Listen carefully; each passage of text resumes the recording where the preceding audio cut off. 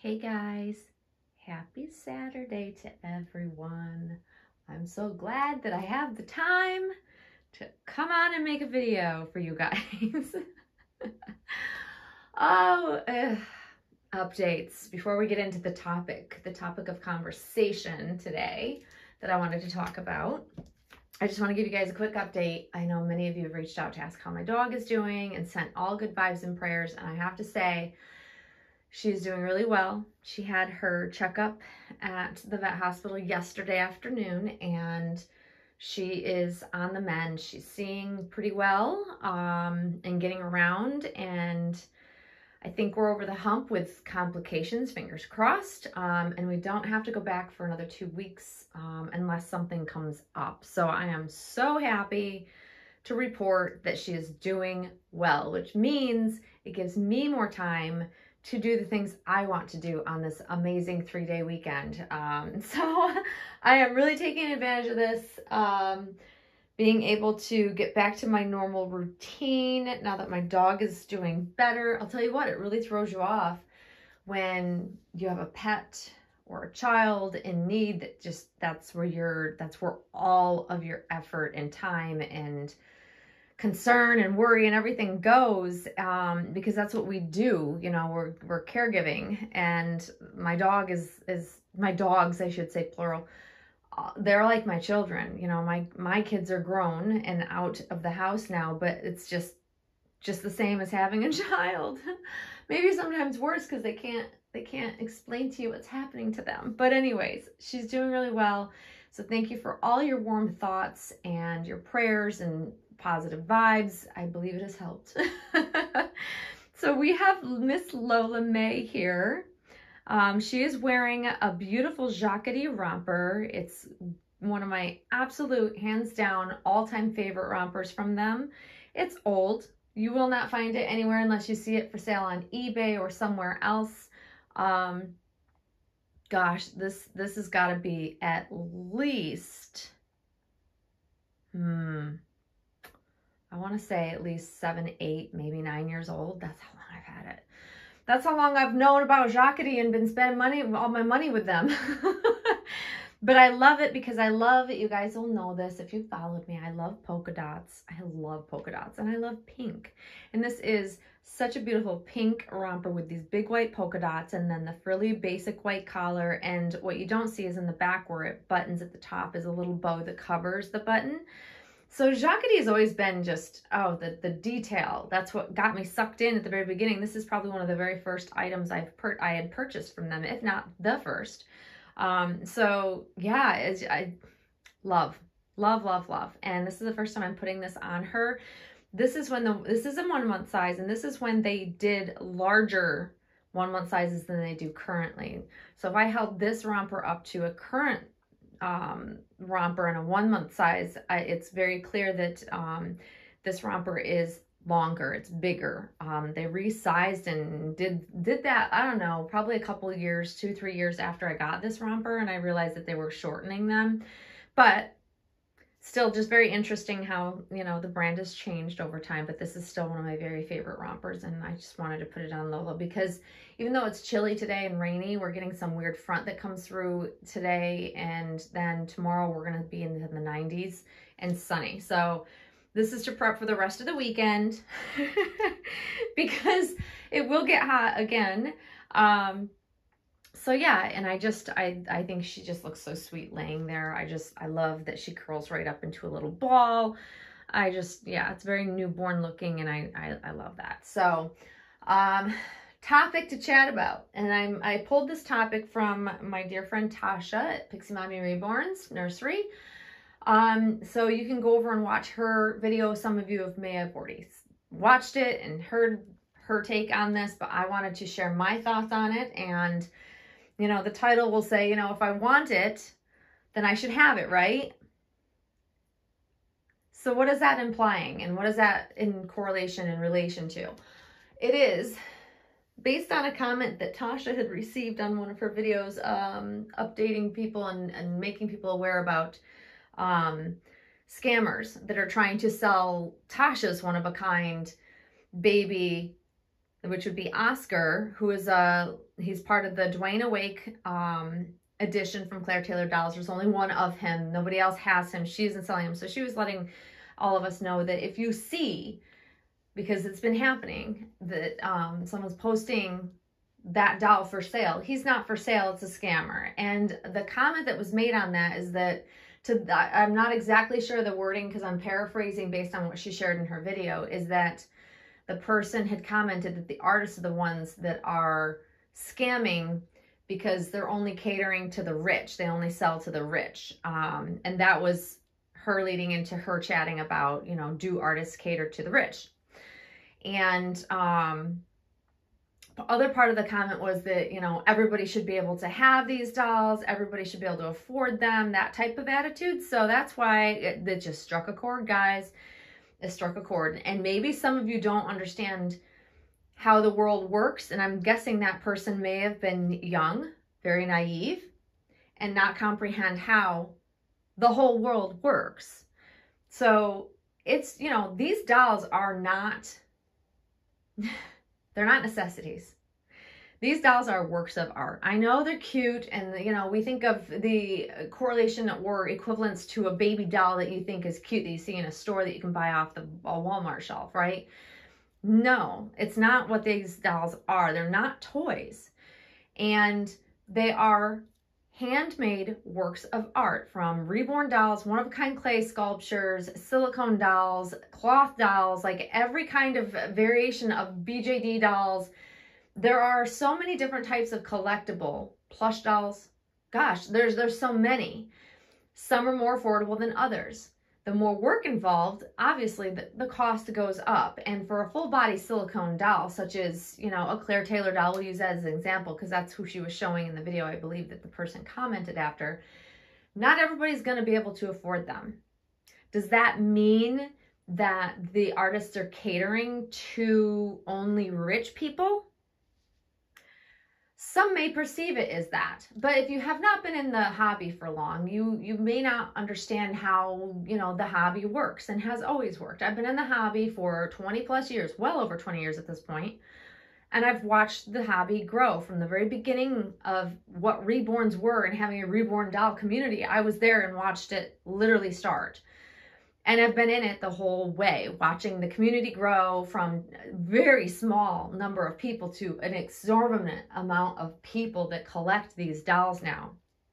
Word's gotten out. A lot of people like them, and everybody thinks that they ought to have the one that they want, and it should all be affordable because they want it. And having that type of attitude that, well, if I want it, I should be able to have it, like you're entitled to have a work of art even if you can't afford it, is beyond ludicrous to me. It's like any other thing in life. I don't know why this should have to be reminded to people out there that maybe new or coming into this hobby and feeling a little scorned because they can't get their hands on the dolls they want, the really high-end ones that only certain people can afford. It's like anything else that you want in life. You have to work, save, and earn being able to afford to buy certain things. It's like having, you know, the best sports car, having like a Tesla. Like, I'd love to have a Tesla, but I won't pay the money for it. And I can't justify it. So as much as I would love to have one, I will not have one at this point in time in my life. And just, that's out of my reach financially. But a lot of people make an assumption that I am rich because I do have high-end dolls. I have, over the years, many high-end dolls. Romy Stridham full-body silicone dolls. I've had lots of Claire Taylor edition silicone dolls. I've had prototypes of very highly sought-after kits that are reborn. Like, I learned very early on in my life that in order to have the things that I really want, I am not entitled to them. It's not promised to me. I have to work my butt off to have the collectible things and all the other things in my life, such as a house, a car, you know, handbags, jewelry, whatever it is that suits your fancy. if it's not a necessity, and even necessities aren't promised, you have to earn them. You have to earn the money in which to be able to afford these items.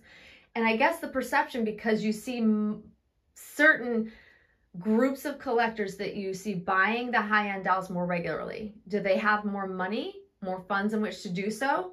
Yes. So that might be the perception of it, because you see artists selling to the same collectors over and over again. One, it's because they have the finances in which to buy more regularly that some of us don't have. So you see them bringing home more dolls. It's just like anything else in life. When someone has more money to their name, they can afford to buy more. And also they can afford to buy more frequently. Like, I started off the very beginning of this hobby as a single mom with 2 little kids, 2 very young children. And I didn't have money. I didn't have 2 pennies to pinch together to buy a doll for $100 that I wanted to buy. So I saved. Took me a while, and then I finally got my first reborn. And then I grew from there. And I just grew by saving, selling what I had, adding more money to it to get the next best doll and the next best doll. And eventually, over several years, and it took me several years to buy my first silicone doll.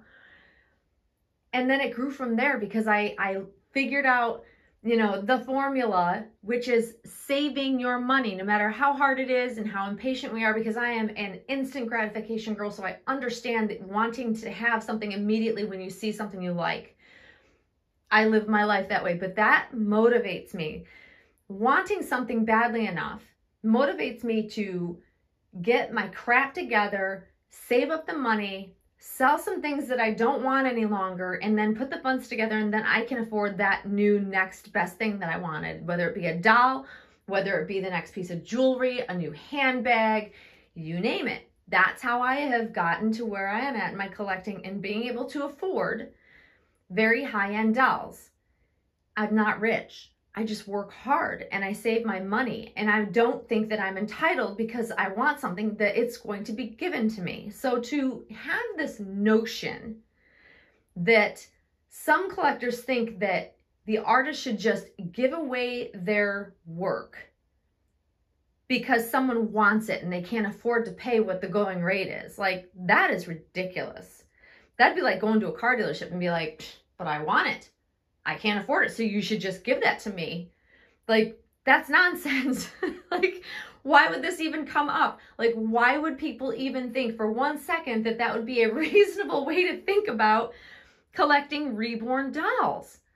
It's crazy to me. Like, I just can't wrap my head around it, which is why I needed to talk about it, because I get wanting things. I also get seeing other people get the things that I want and I can't afford them.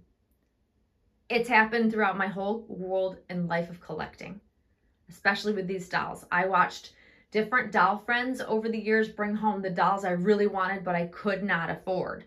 So what I did is I learned to vicariously enjoy them through my friends. And I did that before YouTube was a thing and we made videos to share our dolls. It was on forums. And I was a part of a forum where our nice tight-knit group of collectors, including artists, we would share all of our dolls there. It was the place where I could get my dolly fix prior to having, you know, Facebook there wasn't a Facebook, there was no YouTube, none of that existed, but we had a place where we could come and share. And that was the beginning of, you know, sharing on social media. But it also helped me learn how to live vicariously through the joy of others obtaining their dolls. And that is a real thing. Some people can't handle watching other people get a doll they wanted. Or there were times where I saw some really nastiness over missing out on an edition because the list got too filled and you just didn't jump quick enough with the artist. That's how it used to work. So the jealousy is always going to be there. Wanting something and missing out on it is going to happen to all of us. Even those that are elite, that have all the money in the world to buy whatever they want, they even miss out on some dolls and collectible items that they really want. It's just nature of what it is. But it also, if you kind of twist it a little bit and change your way of thinking too, that's also part of the challenge and the fun of being able to finally get your hands on something. And it's the, you know, the thrill of the search and, you know, the thrill of the hunt, so to speak, like hunting for something you really, really want, you know, makes it fun if you look at it in that positive light. I do believe that it's all how you approach things. I think that we all have that little inner green monster that rears its ugly head every once in a while, especially when we don't get something we want, especially when it's something we fall in love with and feel like we need to have. But it's also when you miss out on certain things, when that one special item comes along and it falls into your hands so effortlessly and you finally acquire something you've been seeking for so long, it is the most rewarding, beautiful thing. It's magical. So your time will come. But taking the attitude and commenting on people's videos or saying it, posting it in, you know, Facebook groups or posting something like that on Instagram, you will not get yourself any further by acting like as if artists owe you something. Artists need to make a living. That's how they continue to be artists. They have to get enough money for their work. Are some extremely high? Yes, but that's due to us collectors willing to pay that price for them. That's just supply and demand, guys. That's just the laws of supply and demand. And if you don't know what that is, go look it up and learn it, because that is what collectible anything is about. Something is worth what someone is willing to pay for it. Us collectors have set the tone for the prices of these dolls over the years, and they've gone up because the talent has gone up. The cost to make them goes up constantly every year. Sometimes you can't get certain supplies and artists are in a pinch, so they have to really spend more to get the things they need to even create. There are so many factors in it, so you can't go at it like, well, they're scamming us. No, artists are not scamming us collectors. It's supply and demand. It is just truly all it is. And if you respect that and you put in your time, you put in the work, you save your money, you join the group so that you can be a part of and see when great dolls are being released or put up for sale. All of those things will pay off. But having a foul attitude and coming at another collector with a comment like that, or even putting out into the universe that our artists, our beloved artists that create these works of art, would ever be scamming us, is ridiculous. It's preposterous, and this is why I had to have my own say in this. It's crazy. And we just need to be grateful that we have these beautiful works of art to bring home. You know, save your money. Have a good attitude. Watch other people's videos that you love their dolls and start to live vicariously through them while you're building up your savings to be able to buy your dream doll. I promise you it works. It does. When I fell in love with this doll, completely head over heels, got obsessed with this doll. Never in a million years would I dream that I would have ended up with her in my nursery. I was just stalked her previous mommy, the pictures, her videos of her, like, because I loved her that much. But I didn't expect, and nor did I have an attitude as though that she should be mine because I want her. No, the opportunity came down the road, and she knew that I was very much in love with this doll, and the opportunity came. But I didn't see it as a negative thing that I couldn't have her when I wanted her. I got to look at her pictures and see her videos and still enjoy her through the eyes of her previous mommy. And that sometimes is enough, and then you find you don't want the doll. That has happened to me also in the past. And over the years, like I get my fix, so to speak, and then I move on. And then by the time I could get my hands on what I thought I wanted, my tastes had changed. So things happen for a reason. Keep a positive attitude. Do not leave comments like that, because if artists see that, they're not going to want to do business with you. If you have an attitude already thinking, well, artists are out to scam collectors, it's all a scam because they're charging too much, all the nonsense. Don't do it. Refrain. Have your moment. Be jealous. That's fine. We all are jealous of something at one point in time or another. And it's a fleeting moment. It's a fleeting feeling, and then it's done. Don't voice it. Don't tell people you're jealous. Just have your feelings and then move on, and then appreciate the fact that you can still enjoy the doll through someone else's eyes. And when your doll, your special doll, comes along, you will get it. Trust me, it happens. It definitely happens. But I think it's all about the attitude you have about it. So anyways, that's the topic. Let me know your thoughts if you've run across this, if you make videos, or if you know people that tend to have this attitude. It struck a chord in me because artists put so much heart, effort, time, money, everything into creating these dolls. And if we don't appreciate that, they're not going to continue to create. We have to have a very healthy respect for artists and what they do. Not all of us are artists. I cannot do what artists do. I can't create these babies. So I am blessed to be able to afford bringing them home when I find one I really want, and to be able to enjoy it when I get the chance. And sometimes I miss out, and that's okay. It's part of being a collector of anything. Be respectful and mindful of that. And trust me, it won't be a negative experience. It'll be a much more fun experience. If you got everything you wanted at the moment you wanted it, you would appreciate nothing. I truly believe that. And my other half just pulled up next to, he's outside, but he's got his radio blaring. So if you can hear that, I apologize. All right, I'm going to wrap it up there, guys. Like I said, it's a 3-day weekend for me, so I'm thrilled. So I might come back on and share Monroe. Hopefully you guys are having a great start to your weekend. Hopefully you're having amazing weather. And we will see you all soon, guys. Thanks for watching. Bye-bye.